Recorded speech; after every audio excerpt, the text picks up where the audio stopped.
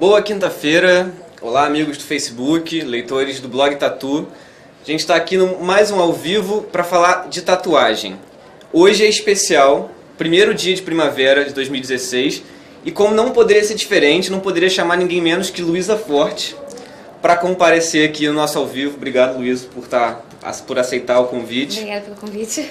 E, gente, para quem não conhece a Luísa, ela é carioca, tem 28 anos, ela é tatuadora profissional desde 2009 e ela é dona do Artline Tattoo Studio, um estúdio de tatuagem que fica em Botafogo. A Luísa é muito famosa, muito requisitada, uma hora ela vai falar também da agenda dela, porque todo mundo diz que é difícil demais tatuar com Luísa Forte, mas Luísa é especialista em tatuagens coloridas e estamos em primavera, época de flores, acho que é um momento legal para falar um pouco do trabalho dela. Luísa, antes da gente começar a falar um pouco assim sobre a sua técnica, o seu estilo, queria que você explicasse um pouco pra gente como a tatuagem apareceu na sua vida, assim, como é que surgiu essa ideia, como é que veio isso? Então, eu sempre desenhei, né? É uma coisa que já ajuda muito pra tatuar, você tem que saber desenhar. Mas meu pai tinha uma tatuagem, ainda tem, né, obviamente. E pra mim foi uma coisa muito normal, sempre gostei muito. E aí, quando eu fazia minha tatuagem, na época foi na Banzai, alguns anos atrás. Quem me entendeu foi uma tatuadora, Lia. Sim. E aí, não sei, aquela coisa de preconceito mesmo, sempre achei que era homem, só tatuador era homem. Sim. E eu falei assim, já que eu desenho, eu gosto de tatuagem, porque não unir o útil ao agradável, né? Sim. E aí eu fui correr atrás disso, correr atrás pra ser aprendiz. Enfim, aí foi anos de quase desistindo, aí voltava, quase naquele vai e volta, e só 2009 que eu engatei como profissional mesmo. E esse processo de aprendizado, como é que é? É difícil de aprendiz? Porque tem muita gente que reclama muito de é difícil ser aprendiz. É difícil encontrar um tatuador que tenha paciência e tal, de te ensinar as técnicas, porque é uma coisa difícil, é uma coisa muito nova, né? Como é que é esse processo? Então, eu vou dizer que na verdade eu não tive um mestre. Eu tive várias pessoas que no caminho do meu aprendizado foram me ensinando, principalmente o Antônio Saba, que trabalha comigo. Sim. Que ele me ajudou muito, não tenho nem palavra para descrever. E aquela coisa, você na verdade você nunca para de aprender, né? Você está sempre aprendendo. Você conhece, por exemplo, você pode tatuar há 20 anos, você vai conhecer alguém ali que vai te dar uma nova dica, uma nova opinião, então você está sempre aprendendo. Mas o início é muito difícil, porque hoje em dia até tem mais informação, mas quando eu comecei não tinha YouTube, não tinha tanta informação na internet. E era um pouco mais difícil. Então hoje em dia, para as pessoas começarem, tá bem mais simples.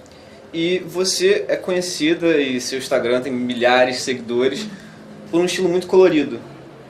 Muitas cores, sombras delicadas, temas delicados, alguma coisa também influenciada um pouco pela arte nouveau. Como é que você chegou nesse estilo? Então, no início, eu puxava muito do que eu aprendi no quadrinho, que eu comecei a desenhar quadrinho, pra tatuagem. Então, por exemplo, o meu estilo de arte final, que é as linhas, né, é bem do quadrinho. Sim. O estilo de pintura também é um pouco do aquarelado misturado com marcadores, que é tipo uma caneta. Sim. Que a gente Gente, a gente tem até umas fotos das tatuagens pra mostrar, se puder ir passando. Você vai sumir, tá? Vou desaparecer. Bom, desculpa te interromper. Tranquilo. Então esse estilo mais ou menos de pigmentação mais suave é um pouco do que eu trouxe da minha aquarela, que eu fazia sempre desde meus 12 anos mais ou menos. E aquela coisa também, as minhas clientes buscam um traço mais fino. Às vezes, assim, não é que seja uma especialidade minha, é o que buscam, que Sim. querem um traço mais delicado. Então, meio que acaba que eu faço o que as pessoas querem. E também sempre nos meus quadrinhos sempre foi um traço mais delicado, mais do mangá, né?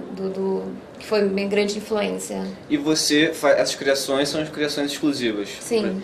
E o que é mais difícil? Fazer uma criação exclusiva ou o mangá? Uma criação para alguém. Porque no mangá, por exemplo, como eu fazia uma produção independente, eu não tinha chefe, eu não tinha ninguém para opinar, né? Era só eu com papel, uma coisa só você. Com o cliente não, com o cliente você tem que desenrolar, tem que ter ideia. Você primeiro tem que perguntar qual o gosto da pessoa. Tem que tentar entender um pouquinho o mundinho dela. Sim. Não adianta a pessoa chegar e você querer fazer uma caveira e você vê que não é o perfil dela. Então, é diálogo, você tem que dialogar. E tem pessoas, obviamente, que são muito tranquilas e outras que são um pouco mais exigentes no que elas querem. Então tem que ter paciência. E você está falando de mangá, gente, eu vou mostrar aqui pra vocês. Luísa Fortes também não é só tatuagem, vai muito além, e vou mostrar um pouco dos mangás que a Luísa criou. Conta um pouco como é que surgiu assim a ideia de você entrar para esse mundo de mangás. Foi antes de você começar a tatuar, Foi né? muito antes, eu tinha 12 anos quando eu comecei a desenhar. Fui influenciada por Cavaleiros do Zodíaco. Ah. E aí eu comecei a desenhar e tal, eu decidi publicar meus próprios quadrinhos. Meu pai me ajudava bastante nessa época, patrocinado, né?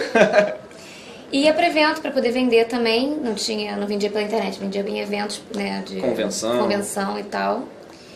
E vou mostrar dentro, vamos. Dentro também. Claro, olha eu. Para o pessoal ter uma ideia. E aí eu fazia tudo, desde roteiro, letras, finalização, encadernação, diagramação. Era basicamente só eu. E aí, aquela coisa, desenhar sempre foi muito natural pra mim, justamente por causa disso, né? Meus pais sempre me influenciaram, minha avó também sempre me influenciou bastante a desenhar. As suas tatuagens têm alguma influência de mangá, assim, forte? Tem. Se você notar, a maioria dos rostos femininos que eu faço tem um pouco de influência de mangá, um pouco de quadrinho. Mesmo que não seja o objetivo, tem ali a minha base, né? Então é difícil fugir da base. E você, não posso deixar de falar, você é neta da Lígia Pape. Sim. Uma artista, uma das maiores artistas do Brasil. Ela foi, para quem não conhece Lígia Pape, tá mal de arte, tem que procurar no buscador aí da internet para saber quem foi. Uma artista, um expoente do manifesto neoconcreto, né? Uhum. E a arte da sua avó, de certa forma, influenciou de alguma forma a sua arte? Ou a experiência dela como artista chegou a influenciar a sua vocação? Eu acho que sim, de uma determinada maneira, porque quando eu desenhava meus quadrinhos, minha avó virava e achava o máximo. Mas ela virava e falava, isso é muito limitado. Porque você fica preso nos quadrinhos, você fica preso numa diagramação limitada no papel, é limitado realmente. E eu não entendi isso na época, porque eu tinha 12 anos, né? E ela já estava em outro patamar. Sim, claro. Então o que acontece? Hoje em dia eu entendo, porque eu passei minha arte para tatuagem, que é uma coisa que passa de uma superfície para outra superfície móvel, que é uma pessoa, tem vontade, é uma pessoa que vai andar por aí com meu portfólio. Isso é completamente diferente de um papel. Né? Eu acho isso incrível. E na época eu estava justamente, né, com o objetivo você tirar essas barreiras do espectador. Então ela tentava me abrir a mente com 12 anos, mas hoje em dia eu consigo entender que é justamente a tatuagem para mim, não que ela tenha me influenciado completamente, mas são artes completamente, né, opostas, mas a ideia é a mesma, né? Você tirar do clássico, né? Querer quebrar isso. E eu acho que a tatuagem quebra tanto quanto o neoconcretismo ou artes mais clássicas, né? Assim, mas... E você falou um pouco que quando você começou e a primeira vez que você fazia uma tatuagem, tinha um certo preconceito, só homem, não, mulher também. Você, mulher, tatuada, tatuadora. Por esse processo de entrar no mundo da tatuagem até hoje, você sentiu algum obstáculo por ser mulher ou sentiu algum tipo de preconceito no mundo das tatuagens por ser mulher? Olha, por parte de cliente, eu acho que eu nunca sofri preconceito, não. Eles achavam até divertido, até uma coisa diferente, né? Um diferencial quando eu comecei. Hoje em dia tem várias tatuadoras, o mercado está mudando bastante. Mas eu acho que no início era mais preconceito por ser mulher com os tatuadores. Você tinha que mostrar que você tatuava tanto quanto, que você aguentava tantas horas de trabalho tanto quanto, ficava de domingo a domingo. Você tinha que mostrar que você era tanto quanto ou mais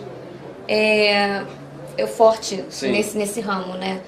Então, assim, mas está mudando muito o mercado. Hoje em dia as mulheres estão começando a tatuar e tem várias tatuadoras boas de renome no mercado. Mas a maioria ainda é homem, ainda domina. Você vai numa convenção, sei lá... 80% é homem, 20% vai ser mulher. Então, mas está mudando. E você, falando em convenção, você já estudou tatuagem fora do país. qual a diferença que você vê de cenário na a tatuagem nacional e a tatuagem fora? Você tatuou na Europa também? Sim, tatuei em alguns países na Europa e participei de 2 convenções lá, uma em Lisboa e Hamburgo. Sim. Mas o que eu vejo é que lá as pessoas, não sei, topam coisas maiores, sem se preocupar muito. Sim.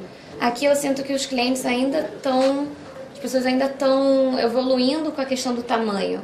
Mas está evoluindo rápido, porque quando eu comecei a tatuar era só coisinha pequenininha. Sim. Agora, sei lá, primeira tatuagem, o cliente quer fechar o braço inteiro, então fica meio assim, nossa, evoluiu rápido mesmo, né? Tá ainda mudando bastante. Mas tá mudando sim, bastante, e eu acho que pra melhor.